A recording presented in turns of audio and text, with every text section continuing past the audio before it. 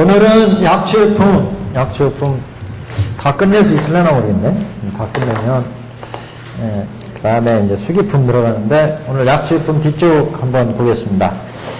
어디냐면 320페이지. 개성 아직 안 들어갔죠? 개성 안 들어갔어요. 318페이지. 18페이지. 개성 안 들어갔나요? 들어갔네요. 예, 3초 이목의 비유가 나왔었죠? 3초 이목의 비유. 예, 320페이지. 320페이지. 여기 이제 3초 이목의 비유다. 보통, 그래서, 비유, 우리 약초품에서 나오는 비유는 이제, 비유품이 우리가 법화경은 3주설법 아니겠어요? 법설주, 비설주, 인연설주. 그래서 법설주에서 부처님이 중생을 교화하는 게 중생들이 근기와 영방과 성품에 맞춰서 객원연실로 중생을 제도하신다. 부처님은 1대4인연으로 세상에 나오셔서 객원연실로 중생을 제도한다. 다시 말해서 삼승의 방편을 열어서 일불승의 진실로 인도하는 게 부처님이 이 세상에 나오신 출세의 본이다. 이걸 밝혔죠. 그 비유를, 이 법설에 대한 비유를 이제 그야말로 화택의 비유로 멋들어지게 비유를 했습니다.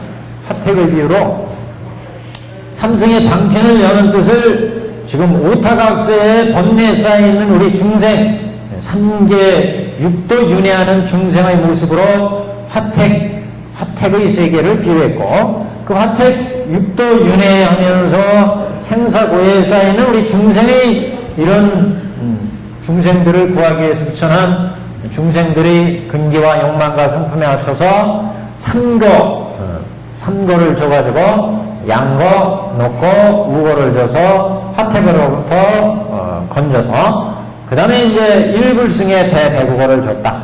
이렇게 이제 화택의 비유로 풀이했습니다. 결국 일불승의 법설을 부처님이 어떻게 중생을 교화하는지, 교화하는 교법의 입장에서 삼승의 교법을 열어서 일불승으로 제도하신다.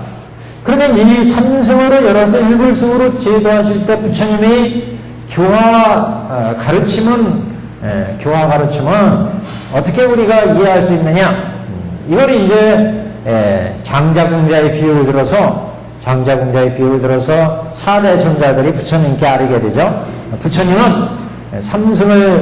삼승의 가르침을 열어서 일불승으로 제도하실 때 그 삼승의 가르침은 어떻게 우리 중생들한테 베푸느냐? 장자가 어린 궁자를 잃어버렸는데 그 궁자가 어느 날 장자를 찾아와서 그 궁자를 장자가 똥치는 일부터 시작해가지고 나중에 모든 자기의 고난을 넘겨주는, 재물을 다 아들한테 넘겨주는 이와 같은 교화 모습, 이게 부처님이 우리 중생을 교화하시는 삼승을 열어서 일불승으로 제도하시는 모습이라는 거죠. 그래서 그때 부처님이 우리 중생을 이렇게 삼승을 열어서 일불승으로 제도하실 때 교화의 방법이 처음에는 화엄시의 가르침을 여셨고, 그 다음에 이제 노건시의 가르침을 열어서 화엄의 가르침이 이해를 못하는 중생을 위해서 화엄 본교의 가르침이기 때문에, 그래서 점교를 열어서 노건시, 방등시, 반야시를 거쳐서 중생의 근기를 성숙시켰죠. 이게 점교였어요. 점교. 돈교와 점교를 베풀어서 중생의 근기에 맞춰서 제도를 했다. 이게 결국 삼승법을 제도했다는 거 아니겠어요? 그리고 나서 이제 일불승의 부처님의 본마음을 드러냈는데, 그 일불승의 법이 이제 법화열반시다. 이렇게 이제 얘기할 수가 있죠. 그래서 장자궁자의 비유로서 이제 부처님이 어떻게 우리 중생을 교화하는지를 자세하게 설명하셨고, 이제 이런 사대 존재들의 그 깨달은 바를 부처님이 들으시고, 그러면 그 부처님이 이제 거기에 대한 답을 하시는데, 그게 이제 약초유품이다. 그 약초유품에서 부처님께서 중생들을 내가 삼승을 열어서 일불승으로 제도할 때 그 삼승의 모든 교화의 방편은 다 일불승에서 나온 거다. 그래서 마치 이제 이 세상에 천하에 구름이 착 일어서 구름이 딱 일어가지고 온 천하를 덮게 되는데 이 구름이 일어서 천하를 덮으면 이 구름으로부터 이제 비가 내린다. 비. 그래서 비가 내려서 이 빗물을 천하의 초목이 이제 먹고 자라는데 어떤 초목은 똑같은 빗물을 먹고도 어떤 초목은 이게 잔디풀과 같은 소초. 어떤 풀은 조금 이제 국화처럼 중초로 자라고 똑같은 빗물인데 어떤 풀은 이제 갈대처럼 큰 대초로 자라고 대초. 또 어떤 똑같은 빗물을 먹고 어떤 나무는 우리 진달래꽃처럼 소수로 자라고 소수.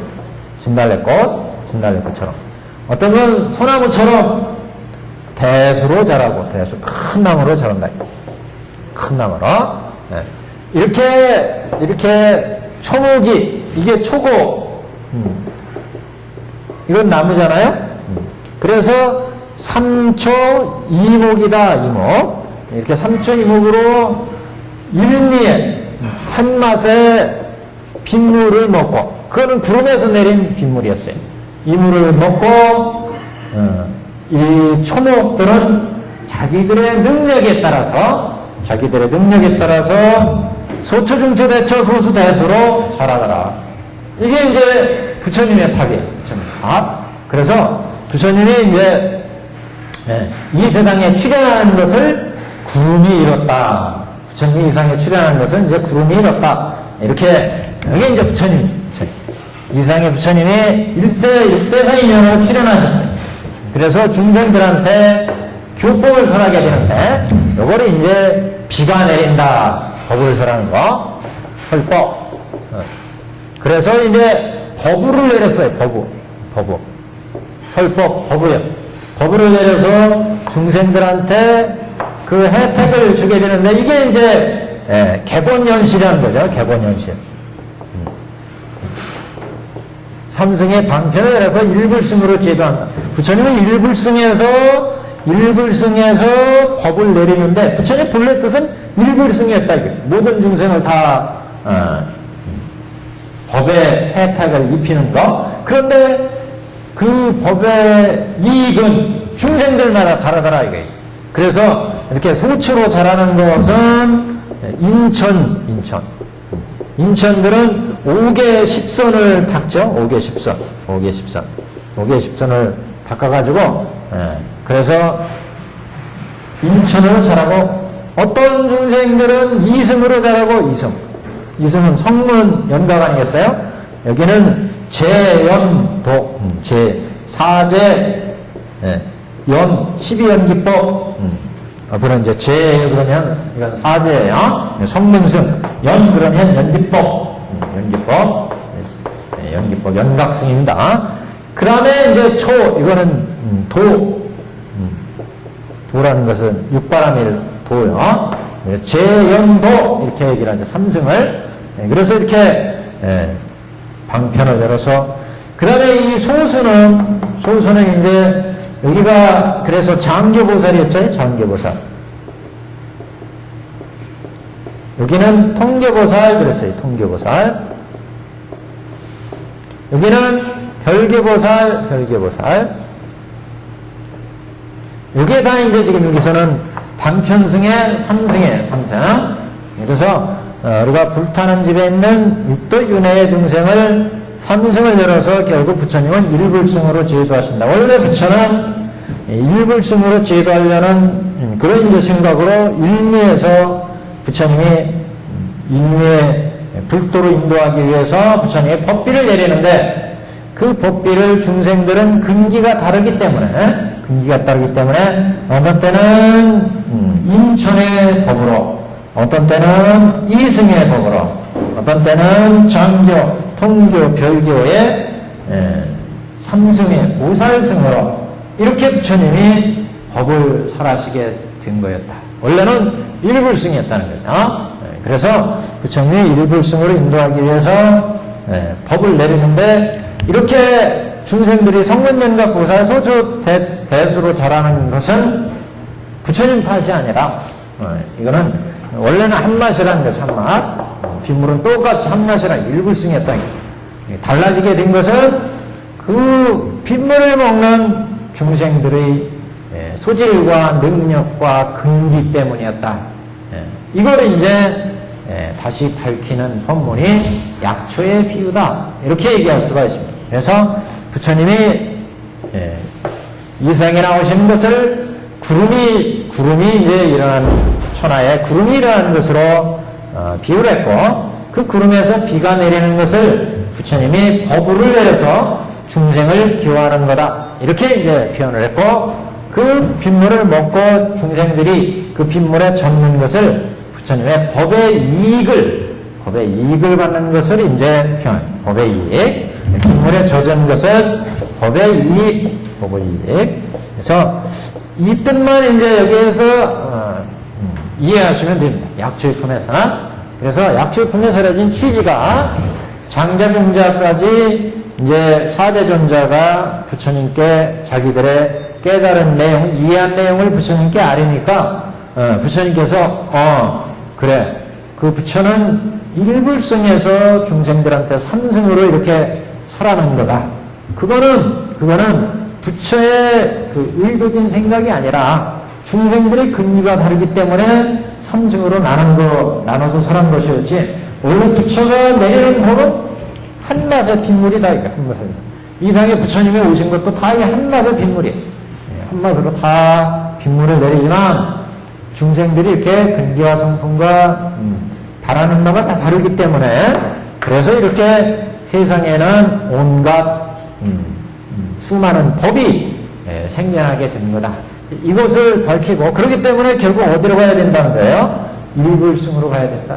이걸 이제 부처가 본래 생각했던 본마음이 일불승이었기 때문에 당신이 모든 부처는 수많은 세월 동안 보살행을 닦잖아요. 보살행. 그 보살행을 닦을 때 부처님의 서원은 일체 중생을 다 불도로 인도하겠다. 이게 이제 본래 서원이었다는 거죠. 그래서 이 본래 서원에 의해서 부처가 불도를 이뤘기 때문에 그 서원에 의해서 중생을 제도를 하십니다. 그래서 이상에 부처님이 오셔가지고 중생을 제도하는 것도 다 일불승을 위해서. 화택의 비유에서는 그래서 처음에 이 아이들을 한꺼번에 다 큰 그릇에 담아서 다 꺼내려고 그랬지만 아이들이 말을 안 들었어요. 그리고 문도 좁았어요. 불도에 들어가기는 아주 어렵다는 거죠. 문이 좁다는 얘기는. 그래서 할 수 없이 그 아이들의 성품에 맞춰서 바라는 바에 맞춰서 그러니까 40단으로 하면은 30단의 취지에 의해서 그래서 이제 아이들이 바라는 바 욕망에 맞춰서 법을 설할 수밖에 없었고 그리고 난 뒤에는 원래 자기가 주려고 했던 이 일불승 대배국어를 줬다. 그래서 제도했다는 거예요. 다시 장자분자에 오면은 처음에 아이를 데려다가 자기의 모든 재산과 재물을 주려고 그랬죠. 장자가 그동안 아이를 잃어버리고 수많은 재물을 모으고 권력을 가지게 된 것은 다 아들을 주기 위한 거였어요. 근데 아들이 왔으니까 이 아들한테 모든 재물과 권한을 다 주려고 그랬지만 이 아들이 거지가 돼가지고 이런 아버지를 이해하지 못했다. 그래서 도망가려고 그랬잖아요. 붙잡으니까 기절했어요. 그래서 할 수 없이 장자는 뜸치는 일부터 이제 차례로 가르치게 되는데 그래서 부처님이 중생의 근기와 욕망에 맞춰서 이렇게 삼승법을 베풀었다. 다시 말해서 뜸치는 일은 노건식, 그 다음에 심상치신한 부분은 이건 방등시, 모든 재산 한번 아들한테 다 맡겨보는 것은 이거는 반야시, 온갖 본마음을 다 털어놓은 것은 법화열반시 이렇게 돈교와 종교로 중생을 제도하셨다. 이렇게 이제 밝히고 지금 이제 세 번째 비유, 약초의 비유에서 부처님이 중생을 제도할 때 이렇게 일불승에서 원래 일불승으로 중생을 제도하려고 그랬지만 중생의 근기에 의해서 삼승법이 설해졌다고 하는 것을 밝히는 비유입니다. 그래서 320페이지는 이 부분은 그래서 이런 3초 이목이 생기게 된 그 내용을 이제 계승으로 앞에 장행에 대해서 계승으로 밝히는 부분입니다. 중간에 보시면 가섭이여 마땅히 하라 비유컨대 비유설이죠. 그러니까 비유컨대 큰 구름이 세간에 일어나서 일체를 두루 덮으니 해오는 윤택을 품고 지혜의 구름 부처님을 의미하기 때문에 해오는 윤택을 품고 윤택을 품었다는 것은 이제 여러 가지 물기를 품고 있다. 부처님의 지혜의 본문이니까 그래서 해오는 윤택을 품고 번갯빛이 밝게 비치며 우레소리는 멀리 진동하여 이게 우레소리나 뭐 비가 내리는 거나 다 부처님의 본문을 의미합니다. 그래서 여러 가지 우레가 친다는 건 천둥이 친다는 거죠. 그래서 부처님의 법이 설해지는 법문. 그래서 뭐 부처님이 요설변제 뭐 사무예지 이렇게 나오잖아요. 그래서 그런 사무예지 요설변제로 중생한테 법을 설하는 것을 우레소리는 멀리 진동하여 중생으로 하여금 미리 즐겁게 하며 햇볕이 가려서 지상은 서늘해지며 뭉게구름은 손에 잡힐 내리 덮음이라. 그러니까 햇빛이 가려서 지상은 서늘해진다는 것은 여기서 햇빛은 그러니까 열내를 의미합니다. 벌레 찾는 것을 번뇌가 막 일어나는 것을 이제 구름이 딱 일어나면 그걸 서늘하게 해주죠. 서늘하게. 그래서 여러 가지 번뇌 우리가 공부한 무슨 88사 그 다음에 와서는 사옥 81번 이런 번뇌들을 다 식혀주는 이게 이제 그늘입니다. 햇볕이 가려져서 구름이 딱 일어나니까 지상은 서늘해지며 그에게는 이제 부처님이 가르침으로 열내의 번뇌가 이제 식어진 거 이것을 의미합니다. 뭉게구름은 손에 잡힐 듯이 내리덮입니다. 뭉게구름은 손에 잡힐 듯 내리덮인다. 뭉게구름이 일어났으니까 이건 이제 응화신한 거죠. 부처님의 응신한 거예요. 응신한 거. 응화신한 것을 이제 지금 손에 잡힐 듯 내리덮음이라. 그 비는 널리 평등하여 사방에 함께 내리며 부처님이 이제 비를 내린다. 앞에서 이런 부분을 주의 비다. 주의 비유다. 이런 표현을 쓰는 주유수 할 때 비가 내린다. 이게 이제 버브가 내린다는 것을 주의 비유다. 비가 내린다. 이 부분은 또 이렇게 문구에서 표현을 합니다. 주의 비유다. 비는 널리 평등하여 사방에 함께 내리며 그러니까 이거 작은 놈이 이쁘다고 여기만 많이 내리고 여기 큰 놈이 이쁘다고 여기만 많이 내리고 그래서 얘들이 나무로 자라고 초목으로 잡초로 자라고 그런 건 아니라는 거예요. 똑같이 다 내리는데 이 지들의 능력이 다르기 때문에 나무처럼 물을 빨아먹으면 잔디가 터져서 죽잖아요. 자기 나름대로 먹어요. 나름대로. 그래서 자기의 능력대로 뱀들은 물을 이제 먹고 그래서 독을 만들고 흔히 이제 비유로 많이 얘기를 하잖아요. 소는 우유를 만들고 사슴은 똑같은 물을 마시고 뿔을 사슴의 목욕 뿔을 만들어낸다. 이건 다 지들의 능력 근기 때문이고 그 마시는 물은 똑같다. 다 틀린 게 아니라 근데 요새는 좋은 물 주면 또 좋은 뿔을 만들 수 있는데 그게 따라 다르지만 하여튼 지금 비유는 그래서 주업이 똑같은 빗물에 적셔진다는 뜻입니다. 비는 멀리 평등하여 사방에 내리며 한량없이 흘러서 모든 국토에 흡족함이라. 산천이나 험한 골짜기나 얕은 곳에 난 초목, 약초, 크고 작은 모든 나무와 백곡의 모종이며 감자, 포도가 다 비에 젖어 풍족함이라. 그러니까 여기 흙의 작은 나무와 백곡의 모종이며 감자, 포도는 뭐 이런 다 이 세계에 있는 그 초목들이니까 중생들의 근기를 이제 의미한다고 볼 수 있죠. 그래서 무슨 오승, 칠방편 뭐 이렇게 이 중생들을 이렇게 놓으면은 여기서 성문, 연각, 보살, 통교, 별교보살 이렇게 되잖아요. 그래서 만약 통교, 별교보살, 통교보살, 장교보살, 그 다음에 여기 성문, 연각 2승이니까 성문, 연각, 나눠서 여기가 성문 2승이니까 연각, 그 다음에 인천이죠. 인천. 그 다음에 6, 7 이러면 이렇게 칠방편. 진실은 원교로 볼 때, 여기는 원교로도 볼 수 있어요. 일단 이제 칠방편을 이렇게 보죠.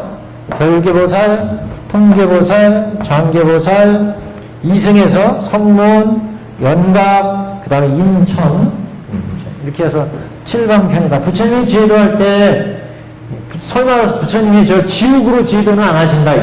그래서 삼학도는 뺐어요. 인천부터 선도, 그러니까 선, 여기부터. 그래서 칠방편.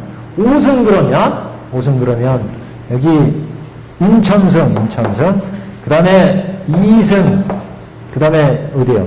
여기, 장교, 통교, 별교, 이렇게도 얘기를 하죠? 2승. 그래서 5승법. 또는 칠방편은 그래서 방편의 모든 것을 얘기할 때, 우리는 칠방편, 이렇게. 이 칠방편은 모든 중생들을 지금 초목으로 비유했습니다. 그래, 백곡의 모종이며, 감자, 포도가,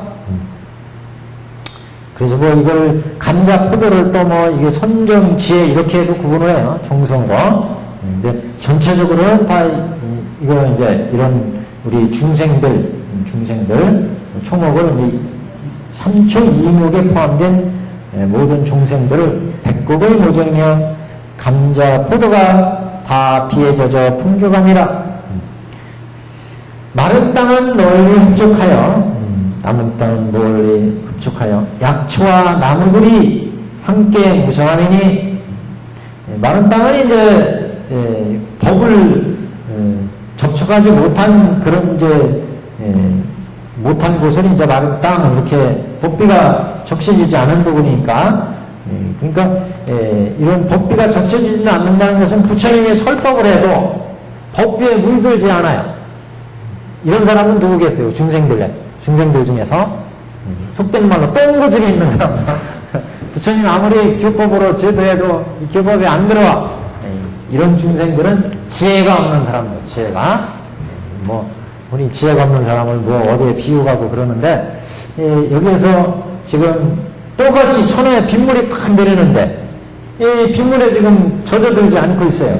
마른 땅, 그러니까. 마른 땅은 여기 널리 흡족해져. 마른 땅에 흡족해져. 원래 이제 이게 지혜가 없는 메마른 땅이었는데, 이게 빗물이 오니까 젖어 들어가죠. 지혜가 없는 중생들한테 부처님의 그 법비에 의해서 지혜와 선정이 이제 생기는 이런 것을 이제 빗물에 젖어든다. 그래서 감자, 포도가 백곡의 모종이 이제 자라게 된다. 이제 이런 뜻으로 마른 땅은 범부들을 의미합니다. 보통 중생들 범부들을 이제 축척하게 젖는다. 부처님의 지혜에 의해서 약초와 나무들이 함께 무성함이 그 구름으로부터 나온 같은 비맛에, 일묘의 비맛에 식목과 숲이 분수에 따라서 윤택을 받음이라. 일체 모든 나무의 상중하가 다 평등하게 그 크고 작음을 따라 각각 생장하니 뿌리와 줄기와 가지와 잎새와 꽃과 열매가, 꽃과 열매는 그래도 이제 그 빗물을 먹고 생긴 결과 아니겠어요? 적어도 선인선과, 보통 그렇게도 또 얘기해서 선인선과, 빗물을 먹고 자라가지고 꽃이 피었어요. 초목들이. 그러니까 선인선과를 얻은 거죠. 저기 장기로 치면 사선근인 거기서부터 선인선과가 생기게 됩니다. 그래서 우리 장자공자에 비해서는 그래서 하루품삯의 열반이다 이런 표현도 나왔어요. 하루품삯의 열반. 앞에 우리 어디서 나왔더라? 장자공자 뒷부분에 나왔던가요? 하루품삯의 열반을 사람들은 바란다 이런 얘기가 나왔었죠. 그래서 하루품삯의 열반이라는 것은 열심히 닦아가지고 그래도 조금 생긴 그 선과 아직 소승열반에 이제 들어가는 열반이지만 그런 이제 과를 선인, 선과 이렇게도 볼 수 있습니다. 그래서 지금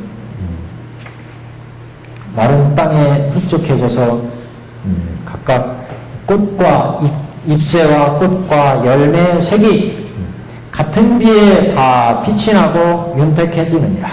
같은 비에 다 빛나고 윤택해진다. 점점 처음에는 그 마른 땅이었는데 빗물이 흘러들면은 점점 그게 젖어가지고 그래서 거기에 싹이 나고 나무들이 자라게 된다. 우리가 법화경을 수지하고 독송하자. 그래가지고 열심히 독송하고 뭐 제목 봉창도 하고 그러는데 지혜가 없는 사람은 그럼 귀 안 기울이잖아요. 기울이지 않아요. 그러면 그대로 마른 땅인 거예요. 그대로. 근데 열심히 한 사람들은 이제 거기에 젖어들게 됩니다. 젖어들어. 그래서 우리가 저번 시간에 그 뭐 약초유품 그 영험전에 그 용들이 빗물을 내렸다 비를 해가지고 비에 젖었다 그러는데 이게 공부하는 것도 이렇게 비에 젖어야 됩니다. 지혜의 물. 부처님은 이게 지혜의 빗물이라 지혜의 빗물이 내리는데 이걸 흡수해야 되는데 그렇지 못하면은 맨날 범부로 있는 거죠. 그래서 육도 중의 속에 중생이 범부로 있는데 그 빗물을 이제 흡수하면 그러면 뭐든지 자라요.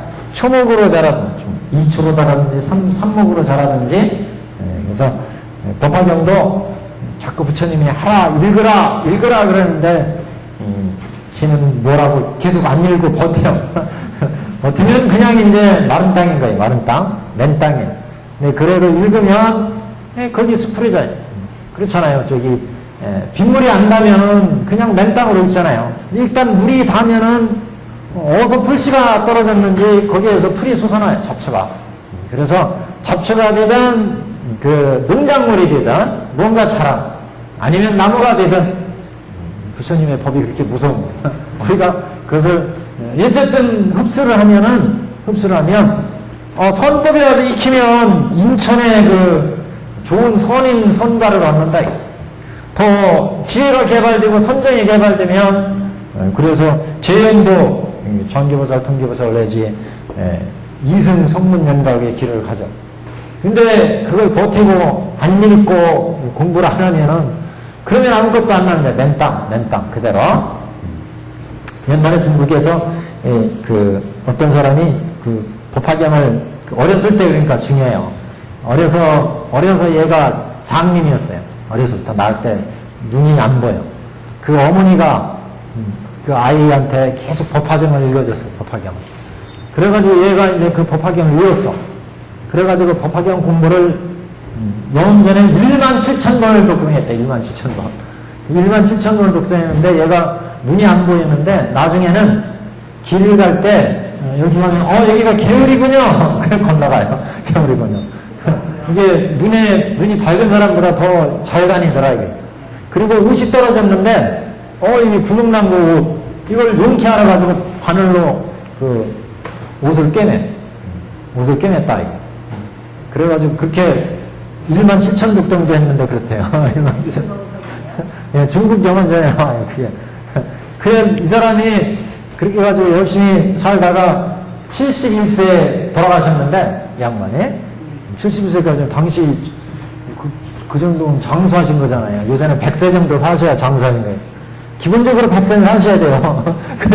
그래야 좀 이제 살았다 그런데 요새 60대는 청춘이고 하여튼 뭐 모르겠어요. 나이는 상대적인 건데 하여튼 이 양반 71세 그래 돌아가셔가지고 저기 밖에다 내뒀는데 호랑이들이 다 뜯어먹고 나중에 이게 머리만 남았는데 혀가 쌩쌩하게 그냥 연분홍색으로 그대로 있더래, 혀가. 그 연꽃처럼. 그게 이제 법화경을 독성하면 그렇게 혀가, 설근이 청정해진다네요. 이 설근이, 혀가. 경을 잡고 독성하니까 부처님의 진리가 들어있는 성현의 말씀이니까 그래서 그런가 봐요. 그래서 그 법화경 쪽에는 이렇게 설근에 대한 영험이 많이 있어요. 설근에. 설근이 뭐, 그 태워도 뭐 타지 않는다. 라즈법사 뭐 그런 얘기도 나왔었잖아요. 또 썩지 않는다. 이런 얘기도 있고. 그 혀에도 또 뭐 연꽃이 피었다. 이런 얘기도 있고. 하여튼 그 유달리 그런 얘기도 많이 있어요. 또 어떤 사람은 법화경 열심히 독서했는데 그 요새 국화꽃 화병에다가 꽃을 딱 꽂아놓잖아요. 근데 물을 붓지 않아도 저절로 물이 차오르더래. 그런 것도 가끔 있어요. 그리고 뭐 경을 독서하면 이렇게 그 보현보살을 봤다든가 아니면은 이렇게 영험이 있다든가 이런 거. 이게 다 젖어들기 때문이거든요. 젖어들. 빗물에 젖어야 돼, 젖어야 돼. 근데 우리 감을 때 보세요. 감을 때 물이 안 닿으면 아무것도 안 자라잖아요. 근데 일단 물이 흘러가면은 거기에서 잡초가 되든 약초가 되든 작은 나무가 되든 큰 나무가 되든 뭔가 자라요. 부처님의 지혜의 법이 닿으면은 뭔가 자란다. 그러니까 가장 못한 거 5개 10선이 다니까 이게 그래도 선공덕을 지은 상품 중품의 선과를 얻잖아요. 선과. 여기는 지혜와 선정을 얻어요. 지혜와 선정. 이게 지혜가 개발되니까 공과중으로 가잖아요. 근데 아무것도 안 하고 있으면 아무것도 안 되는 거예요. 그거는 뭔가 해야지. 뭔가 제일 중요한 게 try. 뭔가 해야 돼요. 뭔가 읽어야 돼요. 독성을 하고. 근데 그 아무것도 안 하는 사람은 되는 건 말이 안 되는 거예요. 뭔가 해놓고 이게 잘못됐다, 잘됐다 이 얘기가 나와야지. 아무것도 하지 않고는 아무것도 안 됩니다. 여하튼 지금 324페이지에 부처님의 일미에서 내린 빗물이 이렇게 윤택하게 되어서 각각 무성하게 자라더라. 그 무성한 자란 그 농작물들은 부처님의 중생의 근기가 바로 이제 농작물을 의미한다. 자, 무차별 비를 여기 이제 얘기하는 부분인데 그 몸체와 모습과 성품과 분선은 크고 작으나 윤택되는 바는 같아서 윤택되는 바는 비가 아니라 윤택되는 바는 같다는 얘기는 그 물에 적셔지는 것은 똑같이 일미 비에 빗물에 적셔진다. 그래서 윤택되는 바는 같아서 각각 무성함이라. 뭐 소초로 자라든 대초로 자라든 소수대수로 자라든 다 무성하게 자라게 됩니다. 빗물을 먹어야. 부처님도 또한 이와 같아서 세상에 출현함이 비읍컨대 큰 구름이 널리 일체를 덮음과 같음이라. 부처님이 출현하시는 것이 바로 구름이 일어나서 세상을 덮는 것. 이게 이제 부처님이 세상에 출현하시는 거다. 법설에서는 부처님이 일대사인연으로 세상에 나오신다 그랬죠? 그것을 비유한 부분입니다. 이미 세상에 출현하시어 모든 중생을 위해 법의 실상을 분별하여 설하심이라. 대성세존께서 모든 천상계와 사람과 일체 중생 가운데 이렇게 말씀하시노라. 나는 양족종이라. 세간의 출현함이 마치 큰 구름과 같아서 내 말은 일체 중생을 풍족해 하며 윤택하게 하고 모든 괴로움을 여의게 하여 한 페이지 넘겼습니다. 326페이지. 모든 괴로움을 여의게 하여 안올락과 세간락과 열반락을 얻게 하노라. 안온하는 것은 이제 괴로움이 이제 사라지니까 안온하다. 세간락, 세간의 인천의 가부를 얻은 거죠. 인천의 가부를 얻은 거. 이 세간락. 열반락은 이제 2승, 3승의 열반을 얻은 거. 그래서 모든 괴로움을 너에게 하여 안온락과 세간락과 열반락을 얻게 하노라. 부처님이 이제 중생들한테 육도 윤회하는 괴로움으로부터 이제 안온한 그 안락을 얻게 하고 또 세간락, 세간의 그 예를 들어 5개 10선을 닦으면 세간의 오육락에 의해서 세간의 즐거움을 느끼면서 살아가게 하고, 또 어떤 중생들한테는 그런 세간의 중심을 싫어하는 중생들한테는 지혜와 선정을 익혀서 생사고해를 해가지고 열반락을 얻게 하고, 이렇게 안월락과 세간락과 열반락을 얻게 하는 것. 이 부분은 이제 저 앞에 장행에서 사홍서를 얘기한 부분이 있었죠. 거기에 부처님의 열애 은공 정면지 명격 선서 세간에 이거 얘기하시고, 그 다음에 사홍서를 얘기하고, 어디 그냥 314페이지 한번 보세요. 여기 요거 비유한 거예요, 지금 개성에.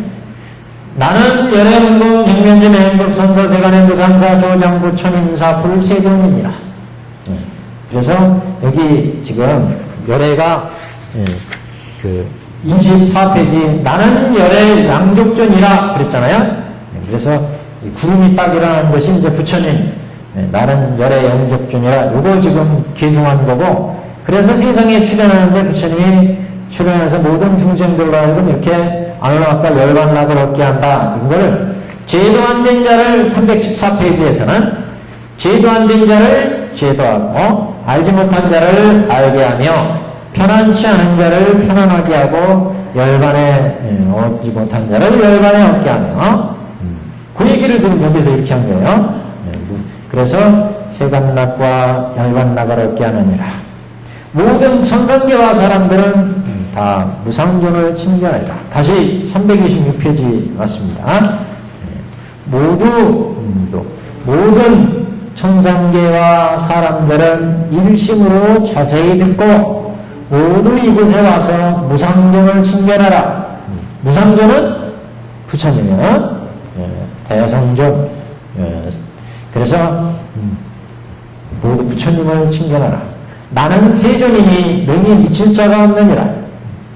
중생을 편안하게 하고자 세상에 출현하여 대중을 위해서 감매 맑은 법을 설하노라. 그 법의 맛은 하나로서 해탈 열반이라. 한결같은 유음으로 이 뜻을 설명하며 부처님이 일대상면으로 세상에 하는 게 다 불지견을 열어서 보여서 깨달아 들어가게 한 일불승에 있었다는 거죠.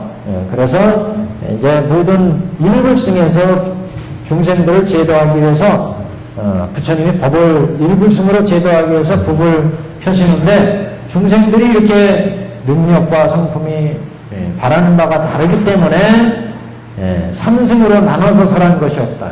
그러니까 삼승에 들어간 사람들은 결국 어디로 가야 되느냐? 원래 일불승으로 인도하려고 그랬으니까 다 일불승으로 가야 된다.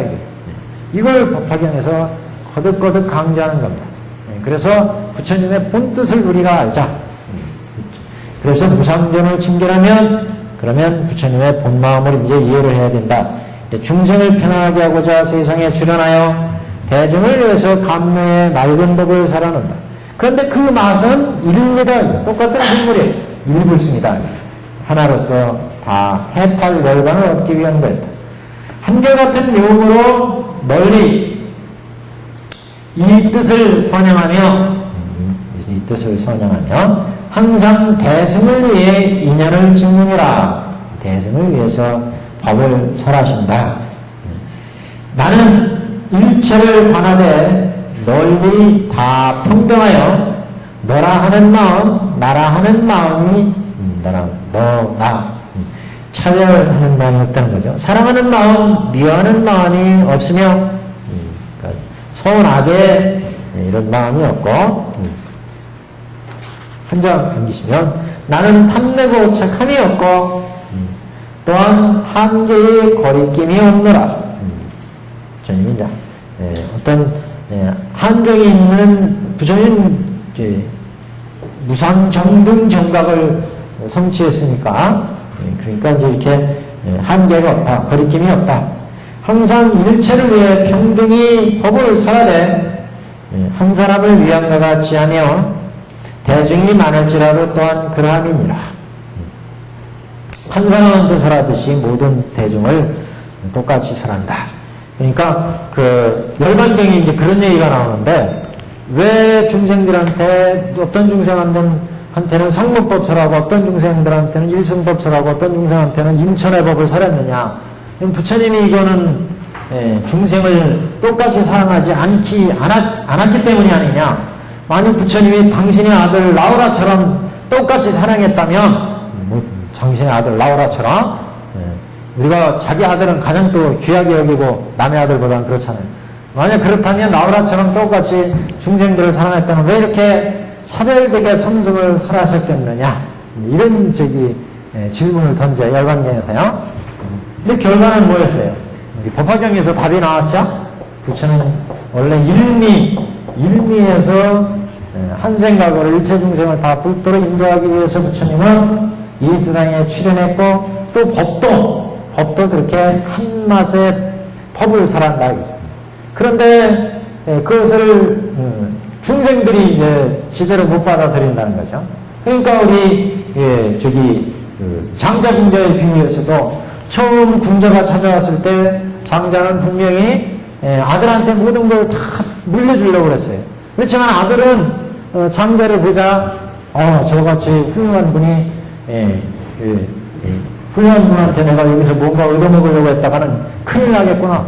그래가지고 지레 겁을 먹고 도망가요.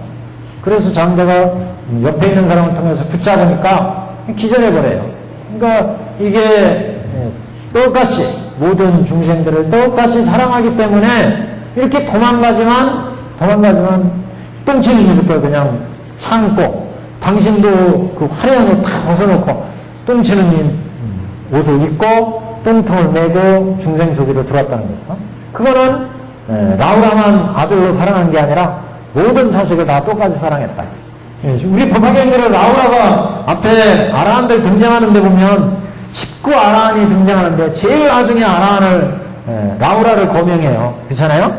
제일 나중에 아야교제녀부터 시작해가지고 라우라가 제일 끝이에요. 아야교제녀는 제일 먼저 부처님이 설법을 베풀었던 중생 오비국 중에 하나였잖아요.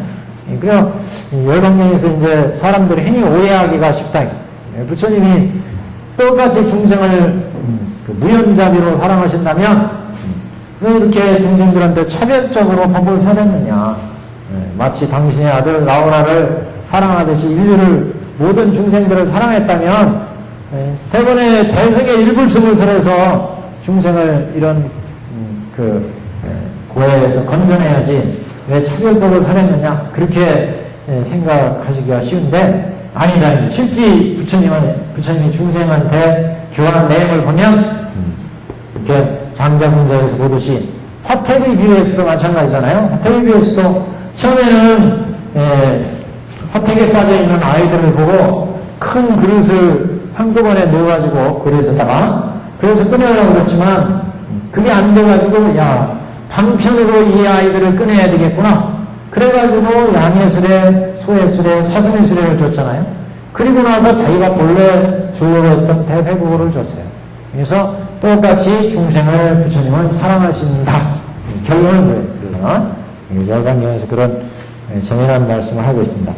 자, 그래서 그 328페이지 중간 보시면 그래서 이렇게 대중이 많을지라도 다 한 사람과 같이 부처님은 한 사람과 같이 똑같이 당신의 아들 라우라와 같이 똑같이 법을 설하셨다. 그래서 일찍이 항상 법만을 설하고 일찍이 다른 일은 하지 않으며 가고 오고 앉고 서매 거래 좌리 원문에는 가고 오고 일어서고 앉고 그래서 행주자와 같은 얘기입니다. 그래서 이렇게 일찍이 다른 일은 하지 않고 가거나 오거나 앉고 서거나 그러니까 항상 부처님은 앉아서도 설법하고 서서도 설법하고 가면서도 설법하고 오면서도 설법하고 이렇게 중생들을 위해서 법을 설하셨다.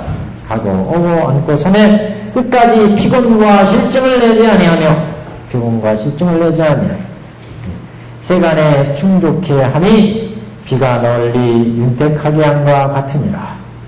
이렇게 중생들을 제도하는 것이 비가 내릴 때 이 중생들의 예, 중생들은 이 중생들한테 모두 평등하게 비는 내리죠. 평등하게. 예, 뭐 자신이 아프다고 해서 비를 안 내리고 뭐 이런 게 아니에요. 그래서 예, 중생들의 그 메마른 땅을 적셔줄 때, 예, 그래서 끝까지 피곤과 실증을 내지 아니하며 세간에 충족케 함이니라. 그래서 자기가 싫다고 뭐 설법을 하지 않고 그렇지 않고 부처님은 중생 본래 서원에 따라서 중생들한테 법을 살았다 그것을 강조하고 있습니다. 자, 비가 널리 연택하게 함과 같으니라. 귀하거나 천하거나 높거나 낮거나 계를 가졌거나 계를 깨뜨렸거나 위가 부족하거나 부족하지 못하거나, 그러니까 우리 중생 세계에는 차별상이잖아요. 차별상. 어떤 사람은 귀하고 천하고 높고 낮고 지위가 높고 낮고 또 위를 부족하거나 부족하지 못하거나 위를 잘 갖춘 사람이나 갖추지 못한 사람이나 정견이나 사견이나 그래서 뭐 오타각세도 있고 바른 생각을 가진 사람도 있고 근면 날카롭거나 둔하거나 모두에게 평등하게 법비를 내려서 중생들한테 똑같이 법의 혜택을 베풀었기 때문에 그래서 평등하게 법비를 내려서 조금도 게으름이 없느니라. 일체 중생이 나의 법을 듣는 자는 힘에 따라 받아서 모든 경지에 오르니라. 그러니까 자기의 능력에 따라서 법을 들을 수밖에 없다. 중생들은 힘에 따라서 받아서 모든 경지에 오르니, 자신의 능력에 따라서 어떤 사람은 이렇게 알아내, 어떤 사람은 5개 10선을 지켜서 인천에 또는 범천에 제석천에 각각의 이제 사천왕천에 또는 성문연각 보살도 이제 십신, 십주, 십행, 십회양, 십지 이렇게 각각 능력에 따라서 자기가 받은 능력에 따라서 잘하겠다. 그 이제 구체적인 내용이 330페이지에 혹은 사람과 천신과 전륜성왕과 천상계의 제석천이나 범천의 모든 왕은 이는 작은 약초입니다. 작은 약초 밑줄 쫙 펴보세요. 작은 약초는 그래서 인천이다 이렇게 하죠. 인천. 인간 또는 천상의 사람 작은 약초. 이 작은 약초에서는 우리가 빗물을 마시는데 우리 능력에 따라서 어떤 빗물을 마셨겠어요? 5개 10선의 빗물을 마셨다 그런 얘기죠. 5개 10선. 그래서 개선 5개 10선의 빗물을 마셨어요. 그래서 이거는 작은 약초. 무르의 법을 알아서, 무르법이니까 벌써 무르지를 얘기하는 거죠. 무르지. 유르지가 아니고. 그래서 무르의 법을 알아서 능히 열반을 얻고 무르지혜를 통해서 무르법을 깨닫는 거예요. 그래서 무르의 법을 알아서 능히 열반을 얻고 육신통을 일으키며 산명을 얻고 홀로 산이나 숲속이나 항상 선정을 행하여 연답을 증득한 이는 중풍의 약촌이라. 그러니까 이게는 이승을 얘기하는 거죠. 무르법을 알아서 능히 열반을 얻고, 그러니까 이거는 사제를 통해서 상사고해를 여인 거죠. 육신통을 일으키며 산명을 얻고 홀로 산이나 숲에서 이건 연답이죠. 선명을 행하는 것. 이것은 연답을 증득하는 이로 중품의 약초다. 중품은 그래서 제연, 여기 사제 12연기의 빗물을 마셨어요. 이거는 무르법으로 가는 거죠. 무르법을 깨친 거예요. 그래서 무르법을 알아서 능히 열반을 얻고 육신통을 일으키며, 육신통은 천안통, 천이통, 숙명통, 누진통, 타심통 6개 다 나왔나요? 안 나왔나 모르겠어요. 신족통까지 나와야죠. 다 아시죠? 이거 쳐 나왔으니까. 천안통, 천이통, 누진통, 숙명통, 사심통, 신욕통, 이렇게 되면 맞나요? 6개? 네, 이렇게. 삼명통. 여기에서 숙명명, 천안명, 천안, 여기는 명도 되죠, 명. 천안명. 숙명명. 누진. 요거는 삼명 그러죠, 삼명. 전세의 번뇌를 다 끄는 거. 네. 숙명. 숙세의 일을 다 하는 거죠. 예, 이게 선정에서 이제 이런 이제 선정과 지혜로서 깨닫는 육신통, 주로 이제 선정 쪽에 이제 깨달음을 선정을 닦으면 나가지는 것 보통 그렇게 얘기를 하죠. 무의법을 알아서 능히 열반을 얻고 육신통을 일으키면 삼명을 얻고 홀로 산이나 숲에서 항상 선정을 하며 영각을 증득하는 이는 중품의 약초다. 중품. 똑같이 빗물이 내리는데 이제 부처님의 경지를 구하여 내가 마땅히 성불하리라 하고 부지런히 선정 정진을 당하면 이는 상품의 약초니라. 추발심 보살 보통 그렇게 얘기하죠. 또는 장계보살. 그래서 상품의 약초 밑줄 쫙 하시고 여기는 장계보살, 추발심보살, 장계보살. 아까 중품의 여기는 이승. 그러니까 이게 빗물을 마셨으면 이건 이승.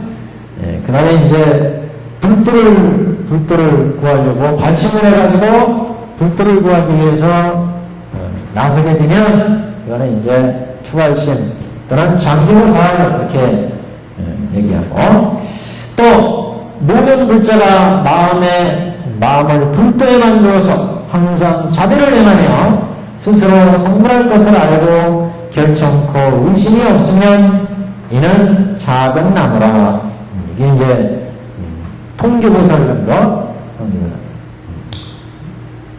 그래서 이제 불도로 이제 방등의 가르침으로 불도로 적극적으로 나서는 이런 이제 대승의 불도로. 그 다음에 작은 나무 소수예요, 소수. 그 다음에 신통에 머물러서 신통에 편안히 머물러서 불태의 본문을 설하며 한량없는 억백천, 백천의 있던 억백천은 우리가 경문에서 처음 나온 것 같은데 백천억은 이런 얘기 나왔어도 억백천은 백천이 억이 있는 건가요? 억이 백이 있는 건가? 억백천. 하여튼 따져보세요. 수학과 나오신 분인데 억백천이 뭔가. 한량없는 억백천의 중생의 백천억의 중생은 이런 건 나왔어도 억백천이 나왔어요. 억이 백천이 있다는 얘기인데 백천억이 바뀐 거예요, 지금요? 제가 뭐 판본은 확인을 못했어요. 판본에 백천이 있는 걸 잘못된 문제. 그럼 저기에는 또 원본에는 백천 중생이나요? 그 앞에 옥이 있어요. 도무량억. 일체는 무량억, 백천 중생 이렇게 났어요. 백천의 중생은. 이건 좀 확인해 봐야 되겠다. 좀 경문이 이상하네. 이거 한번 줄치고 확인해 봐야 돼. 저번에 읽을 때 우리가 이걸 체크를 못했어요. 네, 이거 띄어쓰기하고, 문과하고 다시 확인해 봐야 돼. 문과는 별말이 없었던 것 같아요, 제가. 기억하기란. 그래서 한량없는 억백천이나 백억천이나 수많은 중생, 백억천의 중생. 무량에 붙었잖아요. 네, 무량억, 백천 중생 이렇게도 말한대요.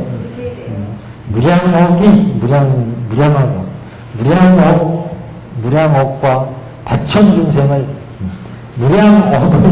무량억을 백천 중생 이 말이네요. 무량억을. 한량이 없다는 거예요. 그렇죠. 뒤에 뭐 저기 우리 이따 이제 저기 화성유품에 진묵검이 나오잖아요. 진묵검. 헤아릴 수 없는 숫자 진문법 나오는데 이것도 이제 같은 개는 셀 수 없는 무량한 중생. 여기 지금 이 세상에 2초 3목으로 얘기했지만 중생들이 무량하다는 거죠. 무량한 중생을 부처님이 제도하시는데 이게 무량한 중생들한테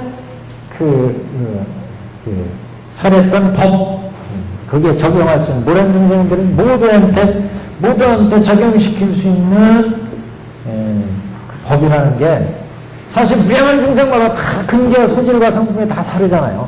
근데 그래도 그게 공통적으로 최소한 객관화시켜서 그 중생들이 이해할 수 있는 법으로 지금 이렇게만 2초 3목 이렇게 이것만 해도 이게 얼마나 위대한 발견이고 그렇습니까? 이렇게 설해가지고 그 중생들을 인천의 불회로 이승의 불회로 이렇게 제도한다는 것도 이것도 대단하죠. 무량한 중생들이 무량한 근기가입니다. 우리 그 무량의경에서 나오잖아요. 중생들이 무량하기 때문에 부처님의 무량한 법이 생기게 됐다. 무량한 중생들을 위해서. 그 무량한 중생들을 나누면 이제 이렇게 5개 3초 2묵인데 5개 10선 또는 제연도에 가르친 그래서 무량한 중생들을 제도하는 이와 같은 보살은 큰 나무라. 큰 나무. 이게 이제 별기보살을 얘기했죠. 별기보살. 그러니까 이 별기보살은 무량한 중생들을 제도해요. 왜 그런지는 아시죠? 항상 제가 그래서 보살들을 법을 그릴 때 별교하고 장교를 그리잖아요. 별교가 10주에서부터 공에 들어가가지고 그 다음에 10행에서 가에 나와서 10지에서 중으로 들어가서 그러면서 무량한 중생들이 교화가 되는 거예요. 공부부터 시작해가지고 무슨 얘기인지 아시겠죠? 별교강의를 보면 별교 10신이 있었고 10주가 있었고 10행 10회양 그 다음에 10지 등각 묘가 불 이렇게 되잖아요. 그래서 우리가 여기가 이제 공으로 없는 생사가 해탈되어지는 그래서 공에 들어가서 이제 생사를 해탈하기 때문에 여기서부터 이제 뭐예요? 열의 음궁이 나오잖아요. 음궁에 여기가 음궁이 나와요. 장기로 치면 여기가 아라한이잖아요. 아라한에 들어가는 그러니까 여기가 이게 이 장기로 치면 예륙과 사양사과로 들어가는 거잖아요. 사양사과 10주에 다 걸리잖아요. 사양사과가 그래서 여기가 사양사과가 예륙과 일렉과 호란과 아란과 수담, 사람, 아람, 아랑한 사양사과가 다 여기에 걸립니다. 그러니까 여기가 생사해탈이죠. 생사해탈. 생사해탈이 이루어져야 응공이라는 게 여기 3개 여기는 3개 아니겠어요? 6개, 색개, 무색개 이 3개의 진리를 다 안 게 응공이잖아요. 응공. 이게 생사해탈이에요. 응공의 덕에. 그래서 여기 또 생사를 해탈했기 때문에 생사를 해탈한 성인이기 때문에 이 중생들한테 법을 설할 수가 있죠. 그러니까 이 무량한 중생들 3초 2묵의 중생들을 제거한다는 거예요. 3초 2묵에. 그래서 여기 그 중생들이니까 인천 아니겠어요? 그 다음에 여기가 성문, 연각, 보살 아니겠어요? 보살. 여기서부터는 다 보살도니까 10주. 이거 성문 연각들은 여기 아란에 들어가고 보살은 여기에서 10주 보살의 생사를 해탈하고 여기에서 생사해탈의 응공이 된단 말이죠. 응공이 되어서 이제 보살 같은 경우는 여기서부터 보살도를 행하잖아요. 그러니까 별교 같은 경우는 이제 되게 10바람이에요. 10도.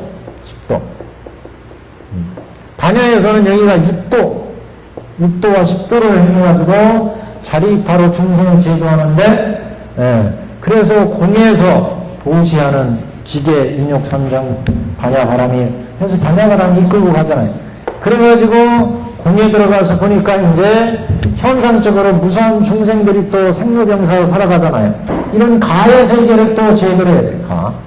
공에서. 그래서 여기는 종과 입공간에 들어가서 음공을 얻어가지고 공에 들어가면 일단 해탈하니까 생사를 해탈하는 게 공의 자리니까 이 공에 들어가서 무량한 중생들을 제도하고 그 다음에 가에 나와서 가의 세계의 모든 또 중생들을 제도를 해요. 그래서 십행 그 다음에 십제 가서 이제 중도실상을 중도로 얻으면 이제 여기서부터 열애의 불성을 본다. 열애의 불성. 그래서 분징즉 부처님의 깨달은 경물은 이제 여기서부터 나눠가져요. 그래서 이렇게 되면 사실상 십지보살의 경우에서는 이제 중도실상을 받기 때문에 여기서부터 이제 불도에 들어가는 이제 그래서 보통 이 중에 7지 정도 되면은 뭐 이건 불태정지 그러잖아요. 이제 불도로 틀림없이 간다는 거 아니겠어요? 그래서 이제 불도를 이제 행하게 되는데, 근데 여기에서 이제 원주로 치면은 10주에서 이제 직공, 직가, 직중. 그래서 법화경에서는 이때 공을 얻으면 이거는 열애의 좌 그랬잖아요. 열애의 좌. 열애의 자리에 앉아서 열애의 좌. 열애의 옷을 입고 열애의 이건 인육행이었고 열애의 자리에 앉아서 열애의 옷을 입고 그 다음에 또 열애의 생각이 안 나서 그래요. 열애의 방에 들어가서 열애의 방. 열애의 방은 자비, 대자비. 자비. 이거는 옷이니까 여기는 인육. 열애의 좌. 이게 공이란. 여기에서는 원규행이에요, 원규. 열애. 그러니까 이게 직공, 직중, 직가, 직중이고, 이게 이제 십지에서, 그러니까 공사행이 지금 이루어지는데 이게 십주부터인데, 그러니까 이 십주, 십행, 십지를 닦아가면서, 여기 지옥, 악이, 축생, 수라, 인, 천, 성문, 연가, 보살인데 이 보살도 이제 장교, 통교, 별교 이렇게 되잖아요. 원교는 이미 이제 부처의 경계나 마찬가지니까 그 다음에 이렇게 부리니까 이 불도에 들어갈 때까지 이 법계 중생들을 이 과정에서 다 제도를 하게 되니까 이 중생들을 무량한 중생들이다. 무량한 중생. 이것을 이제 제도하는 입장에서 보면 칠방편 그러죠. 칠방편. 이게 결교, 통교, 장교. 불도로 인도하는 것은 요거랍니다. 여기는 제외가 되니까 인천, 성문, 연각, 통장, 별. 그러니까 칠방편 그러죠. 칠방편. 승으로 보면 인승, 천승, 성문승, 연각승, 보살승. 그렇죠? 인승, 천승. 그러니까 이걸 오승 그러죠. 이거 그래서 오승 칠방편. 다 불도로인데, 여기는 불도라고 볼 수 없죠, 이건 생사 윤회의 세계니까, 여기니까. 그래서 이 중생들을 제도할 때, 여기에 십주, 십행, 십지에서 제도하는 것은 이 법계의 칠방편 오승을 다 제도한다, 이게. 칠방편 오승을. 그 칠방편 오승이 뭐였어요? 이게 삼초 이목이다. 삼초 이목. 글씨가 어떻게 이목이 다 날아가네? 글씨가 오늘은 날아가네. 삼초 이목.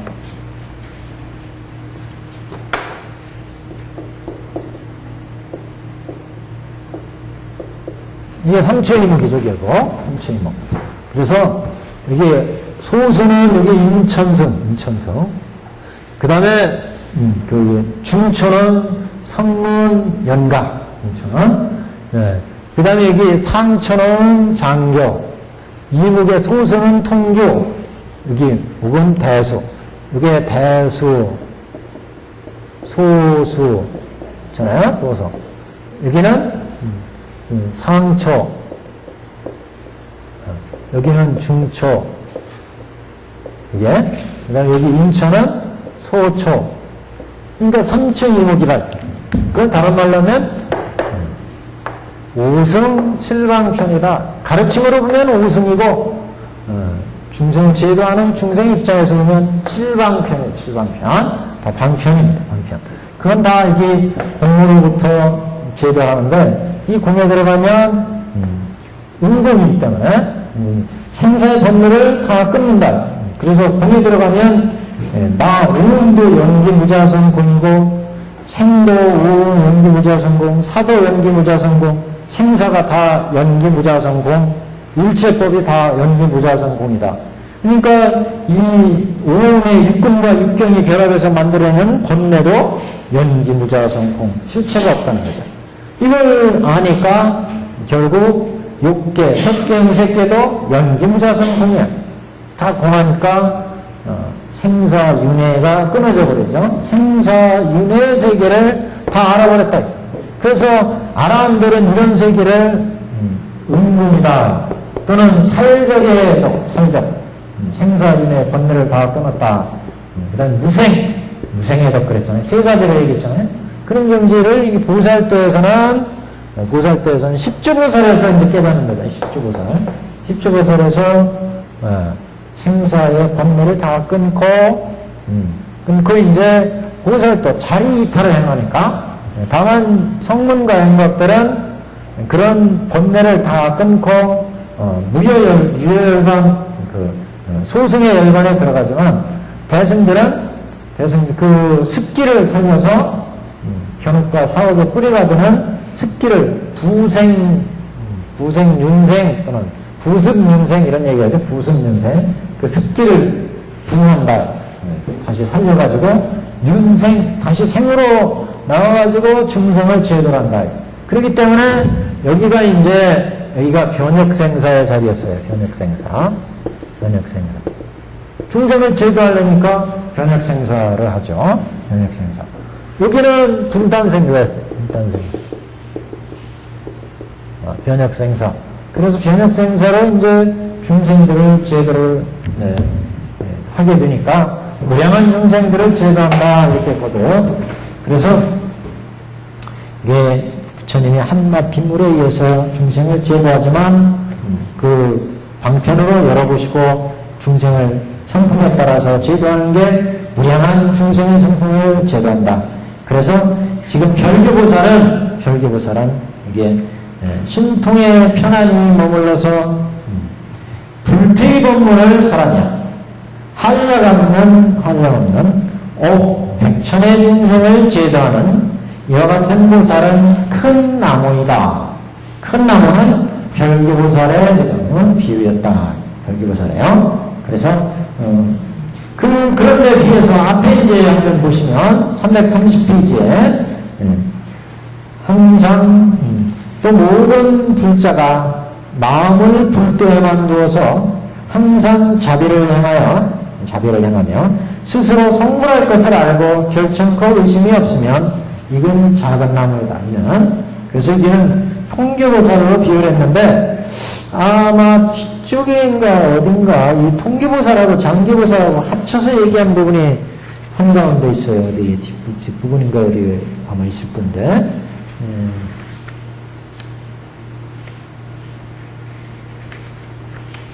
그때 가서 이제 한번 말씀을 드릴게요. 그때는 이제 그 초입에 이제 보살도로 이제 그런 얘기를 한다. 그러니까 상품의 그 약초와 소수를 합해서 얘기하는 부분이 한 부분이 있어요. 뒤에 가면 그럴 때는 이제 취소되네요. 우리 여기서 나오는 모양이구나. 우리 오늘 나눠준 여기서 나오는 거예요. 인생을 해서 한번 보세요. 이따 이걸 볼 겁니다. 인생을 어디에서 보냐면 제일 아래 땅 이거 한 장에 인생을에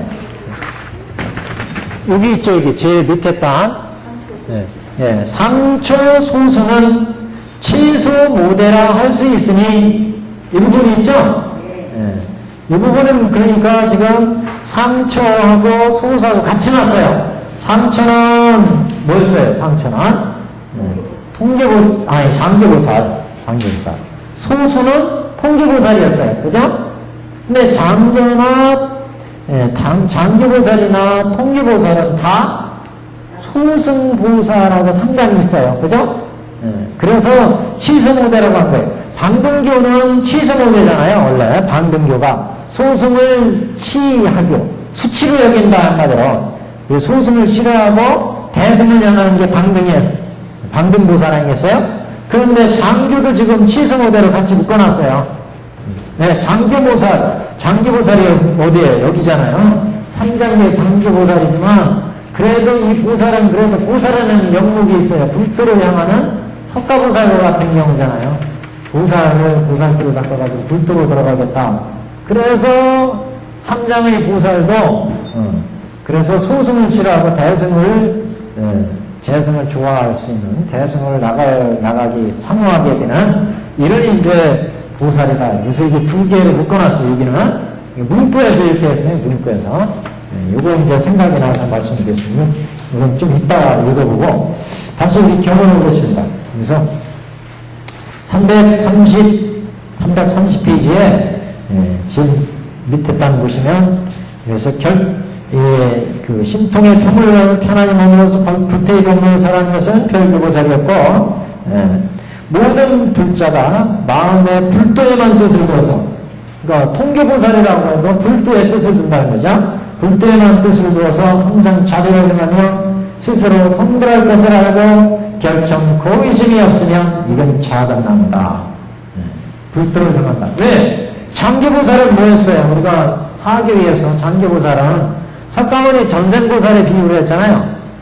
그래서 석가모니 부처가 이상에 오셔가지고 불도를 누리게 되는데 그것은 이제 전생에 수많은 보살들을 닦아서 불도로 나와가지고 일체 중생을 제도하여야 되겠다. 이런 이제 서운에 의해서 수행해가지고 성문문각 닦고 불도로 이제 나가게 된다는 거죠. 그래서 이제 장기보살의 예를 석가보살에 이제 해당하고 실질적으로 장기에서는 그래서 성문과 영각 이승만을 얘기하잖아요. 장기보살은 이거는 실제 우리가 보통 중생들이 닦아서 가는 길은 아니었어요. 실제 중생들이 닦아가는 길은 여기 성문승 연각승이었어요. 이거는 이제 석가보살을 하기 때문에 그래서 지금 여기 330페이지에 그래서 모든 불자가 마음을 불도에만 두어서 항상 자비를 향하여 스스로 성불할 것을 안다.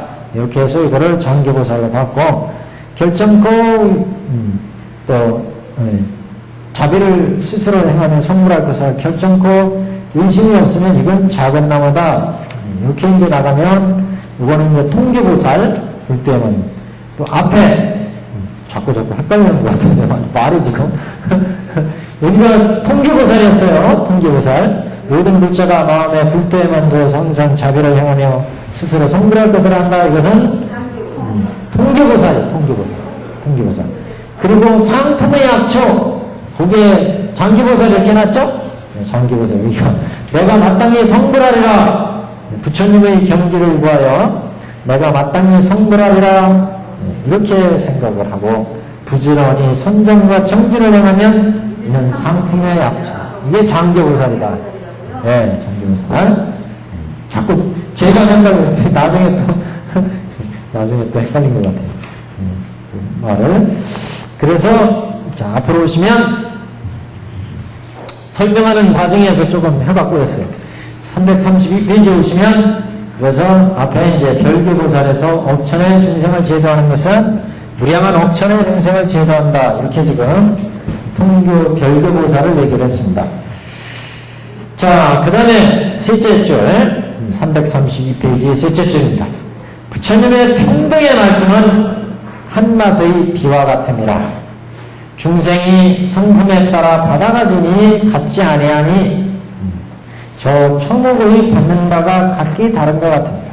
그러니까 모든 중생들이 성품에 따라서 부처님의 법을 이해하고 그걸 실천하게 되는 것은 마치 초목이 한 맛의 빗물을 받고 각각의 삼층이목으로 자라는 것과 같다. 그래서 이제 이렇게 비유를 했습니다. 한 맛의 비와 같다. 부처님의 평등의 말씀은 한 맛의 비와 같다. 중생이 성품에 따라 받아가짐이 같지 아니하니 저 초목의 받는 바가 각기 다른 것 같음이라. 부처님이 이 비와 남편으로 열어 보이시며 가지가지 말씀으로 한 설법을 가지가지 말씀으로 한 법을 설하시면 가지가지 말씀으로 한 법을 설하시면 말이 가지가지로 둘이 여기 종종 원사 연설 일법이에요. 한 법. 그래서 가지가지 말씀으로 한 법을 설하시면 일미의 일불성의 법을 설하시면 이런 한 방울의 물과 같고 부처님의 지혜는 바다와 같으니라. 바다와 같으니라.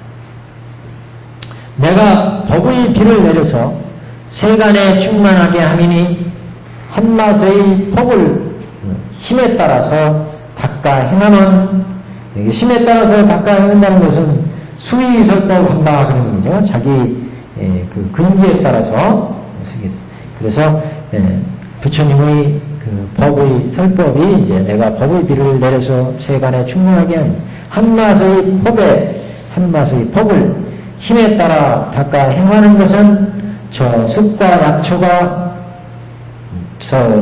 약초와 모든 나무가 그 크고 작음에 따라 점점 자라서 무성하며 좋아지는 것과 같음이라.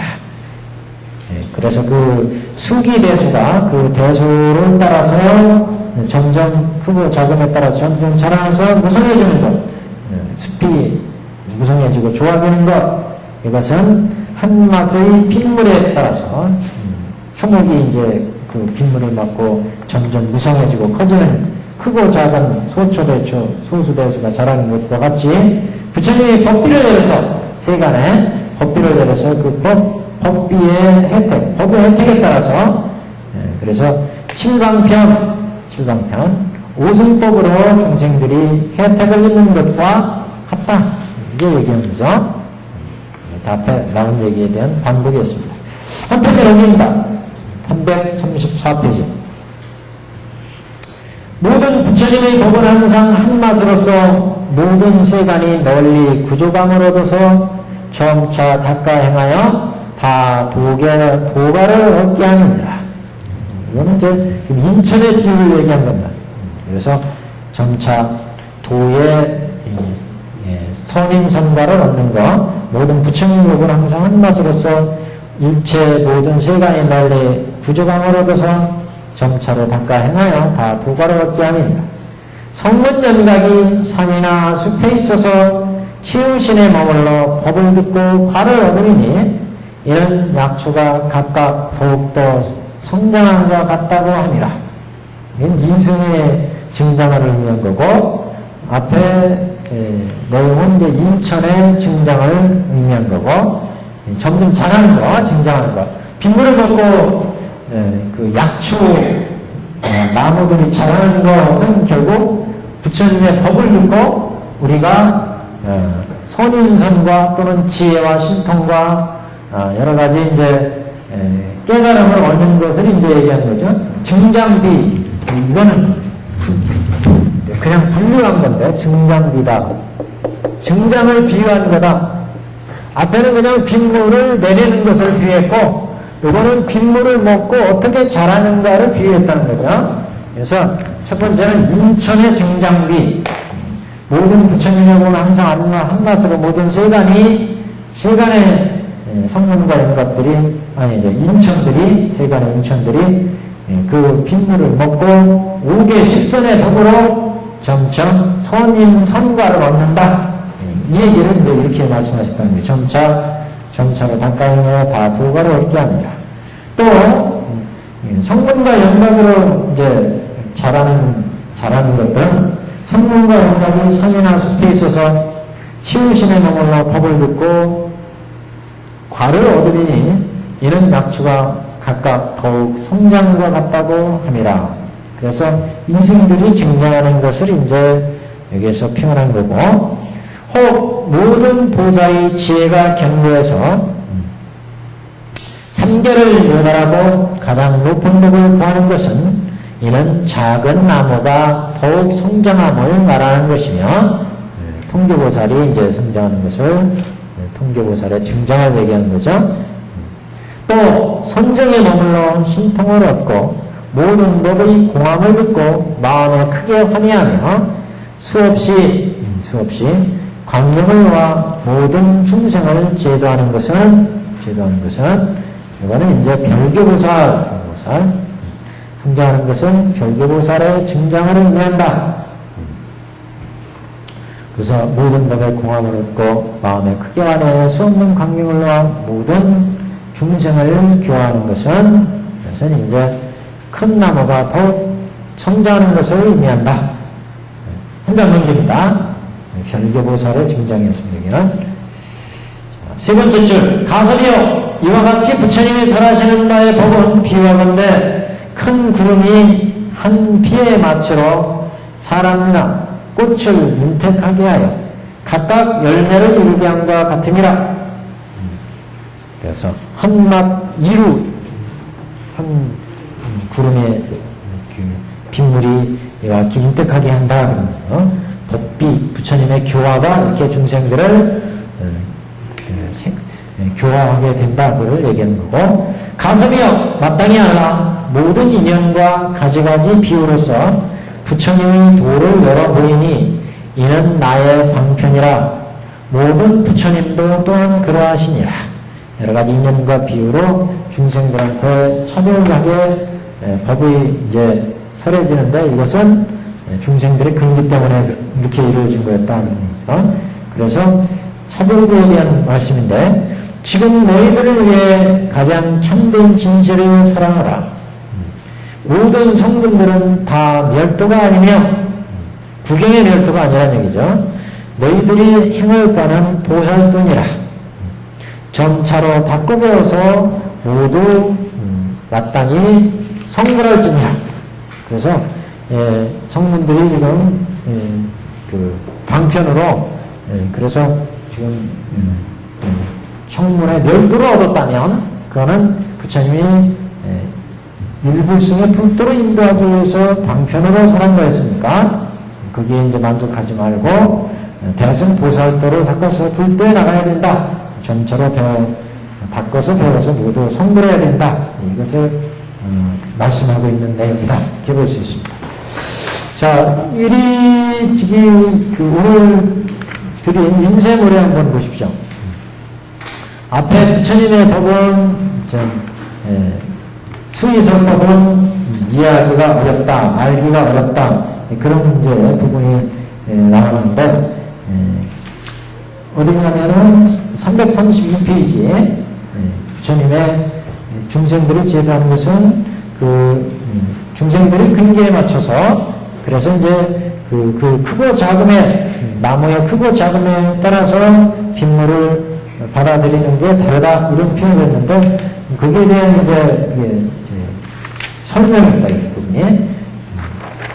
그래서, 왜냐하면 모든 세존의 수의설법이 이해하기 어렵고, 알기 어려운 까닭이니라, 이런 이제 부분에 대한 문구에 이제 설명이 나오는데, 부처님이 일도에서 삼승을 설하시니, 그러니까 일불승에서 한낱 빗물에서 2초 3억이 자라나듯이 원래 부처님이 일승에서 일도에서 삼승을 설하시나니 그 도리가 매우 깊어서 이해하기 어렵지만 너는 능히 믿었느니라 하는 취지를 밝히신 거다.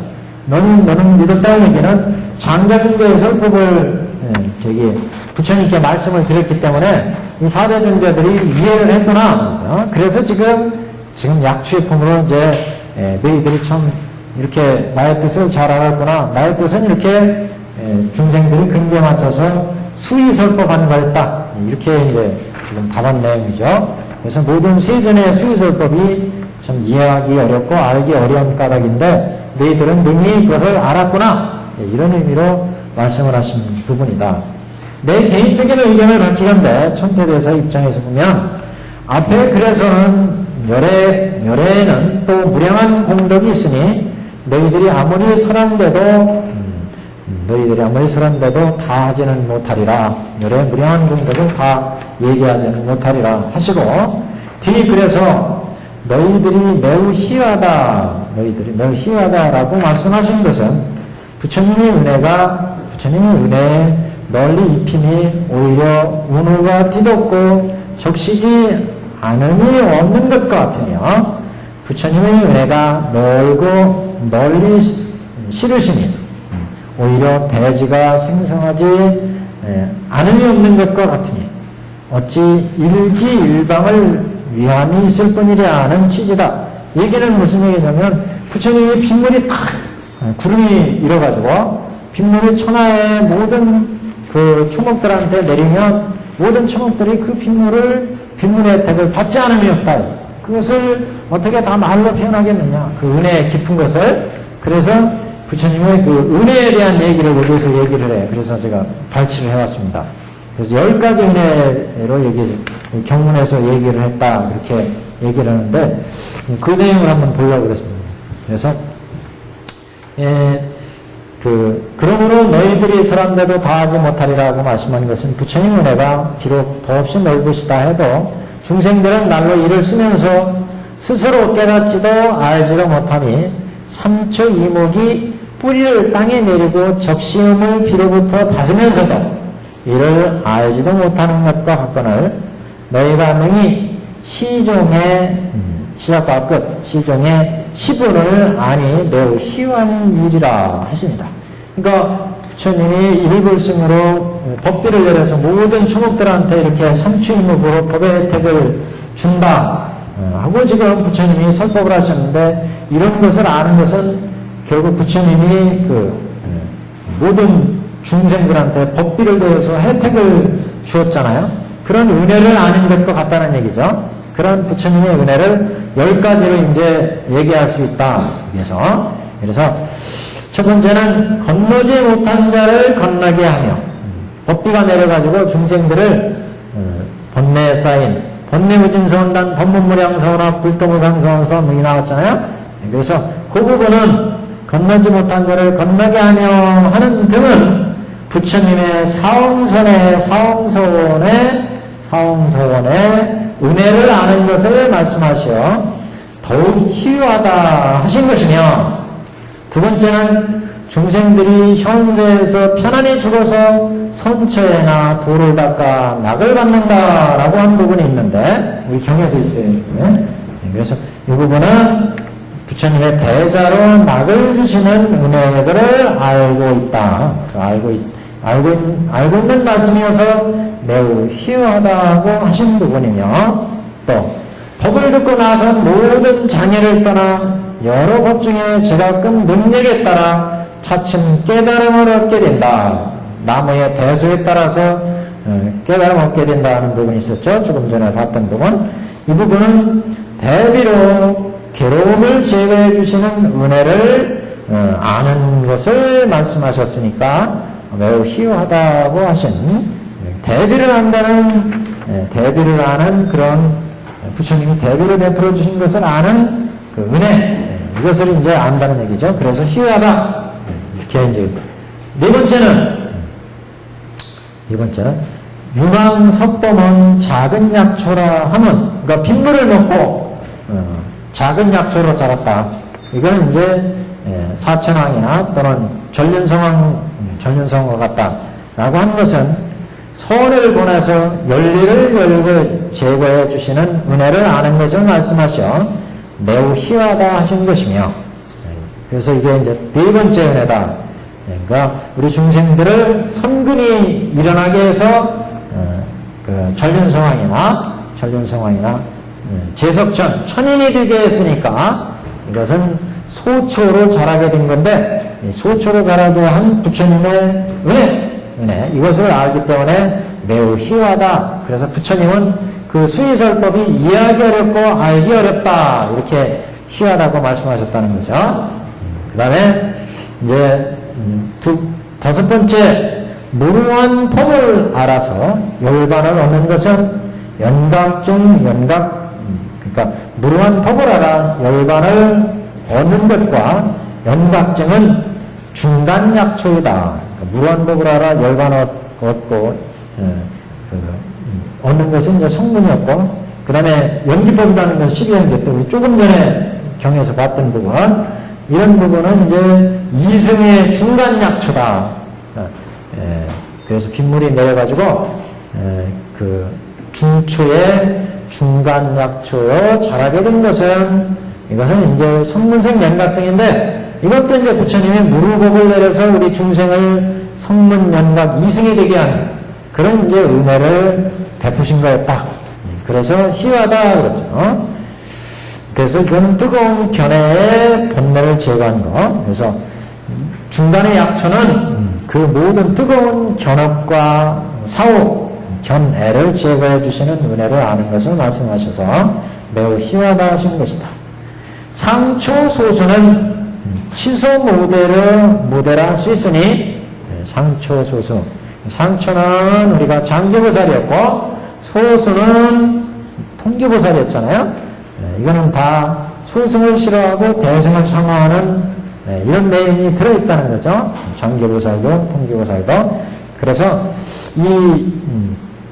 그러니까 상초와 소수로 법비를 받은 것은 그 추함을 멈추게 하신 은혜를 아는 것을 말씀하시어 소승의 추함을 멈추게 했다는 거죠. 대승을 나가게 했으니까. 그래서 소승의 추함을 멈추게 하신 은혜를 아는 것을 말씀하셔서 매우 희화하다고 하신 것이며, 대수는 장엄한 그 장엄의 은혜를 아는 것을 말씀하셔 매우 희화하다는 것이며, 대수는 여기서 이제 별교보살이잖아요. 그 별교보살을 설하는 것은 장엄의 은혜를, 그러니까 일불승으로 들어가는 장엄을 해가는 과정이니까 장엄의 은혜를 아는 것을 말씀하셔서 매우 희화하다고 하신 것이며, 피상의 진실인 일지 이루는 그 재물을 부여받고 자리에 앉아서 신심의 제법이 자제 안락해진 은혜를 아는 것을 말씀하셔 매우 희화하다 하신 것이다.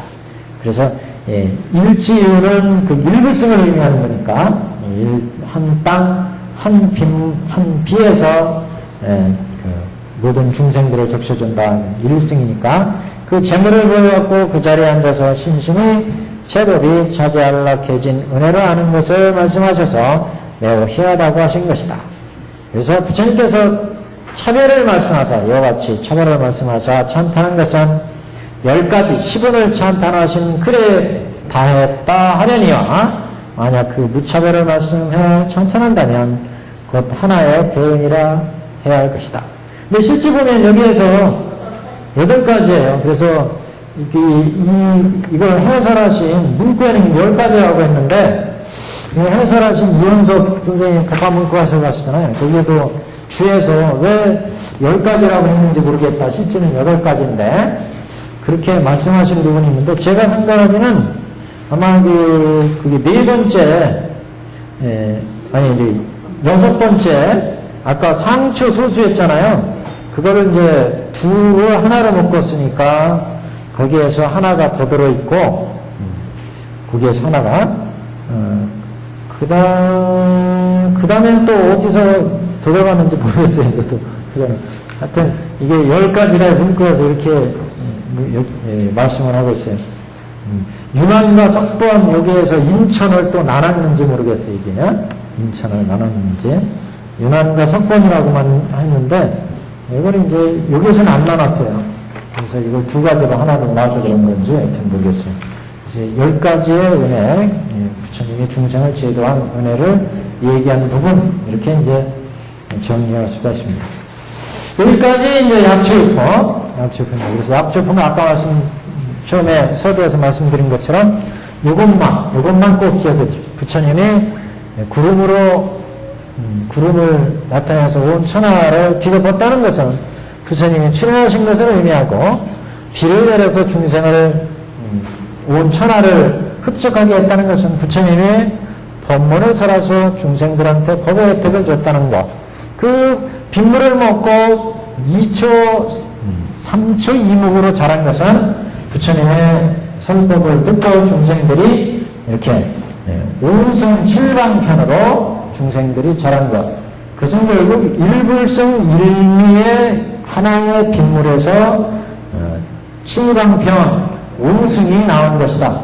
다시 말해서 모든 중생을 제도하는 것은 일불승에서 부처님이 일불승에서 중생을 일불승으로 제도하려고 그러는데 중생들의 근기와 성품이 차이가 있어서 칠방편, 오승으로 나눠진 것이다. 부처는 원래 일미의 법우의 혜택을 입히고자 했다. 이것을 이제 약주의품에서 얘기를 한 것입니다. 다음에 이제 수기품에서 이 설법을 듣고 이제 부처님께서 4대 존재한테 수기를 주는 대목입니다. 그래서 제목도 수기품입니다. 다음 시간에 수기품부터 나가겠습니다.